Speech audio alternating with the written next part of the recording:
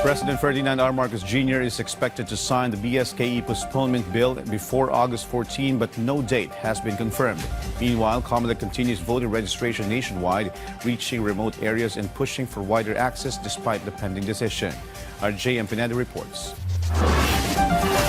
Before August 14 or next week, President Ferdinand Marcos Jr. will sign the bill postponing the Barangay and Sangguniang Kabataan Election or BSKE that is scheduled for December. According to Palace Press Officer Undersecretary Claire Castro, the public will just have to wait for the day that President will decide when he will actually sign it.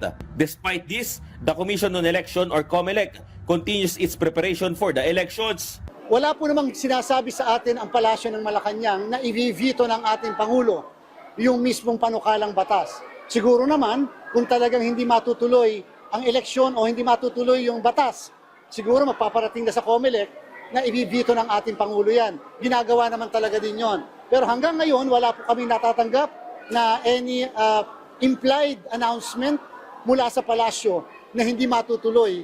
In fact, voter registration has started nationwide today, including satellite registration in remote areas like Sitio Monicayo in Mabalacat, Pampanga. Indigenous people or ITAs are the main target of COMELEC's registration drive in the area. The poll body is hopeful that the number of registered IP members will continue to grow in the country. Kahit sa ibang parte ng ating bansa, meron tayong mga satellite registration. Ibig sabihin, yung mismong registration ay dinadala natin sa kanila. Ganon ka-importante yan sapagkat sabi natin, dapat lagi tayong walang iiwanan. Dapat laging kasama ang lahat, lalong-lalo na kung ang pag-uusapan ay halalan. One of those who registered was Sheena, whose parents personally convinced her to register. Ano daw po ako dahil po darating po ng araw makatulong din po sa akin yun.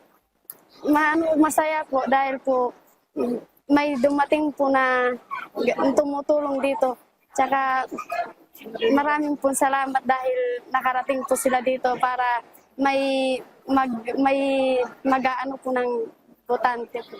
Meanwhile, if the elections do not push through in December, the registration period, which is currently only set for 10 days, will likely be extended. COMELEC also announced the plans to implement registration anywhere, anytime across the Philippines. They plan to place overnight registration sites in busy locations like bus and jeepney terminals to make it more accessible to Filipinos.